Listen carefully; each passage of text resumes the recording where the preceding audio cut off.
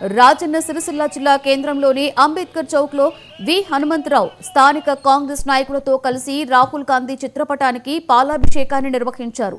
స్వాతంత్ర్యం వచ్చినప్పటి నుండి కులగణన ఎవరూ చేపట్టలేదని ప్రతిపక్ష నేత రాహుల్ గాంధీ దేశవ్యాప్తంగా చేపట్టిన పాదయాత్ర సందర్భంగా ఇచ్చిన మాట మేరకు రాష్ట్రంలో ప్రభుత్వం అధికారంలోకి రాగానే కులగణన చేపట్టామన్నారు.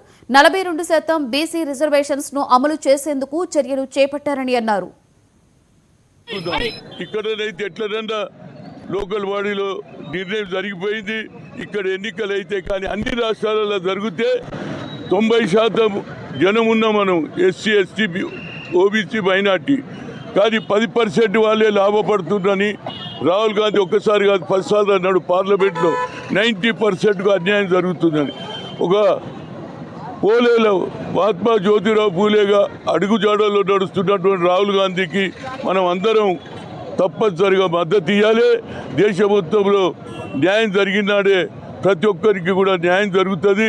పేదవాడు ఉండిపోతుండు, ఉన్నవాడుగా ఉంటున్నాడు. కాబట్టి రాహుల్ గాంధీ ఆలోచనను తప్పనిసరిగా మన రాష్ట్రంలో మొదటి రాష్ట్రం కులగణన జరిపించారు.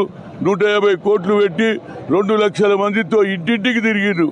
మీ కులం ఏంది, మీరు ఏ విధంగా బతుకుతున్నారు అన్నీ తెలుసుకున్నారు. దాని మీద ఆయన ఎక్స్రే అన్నాడు.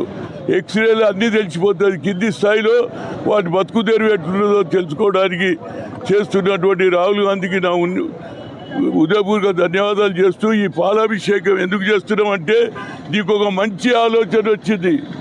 నీ ఆలోచనను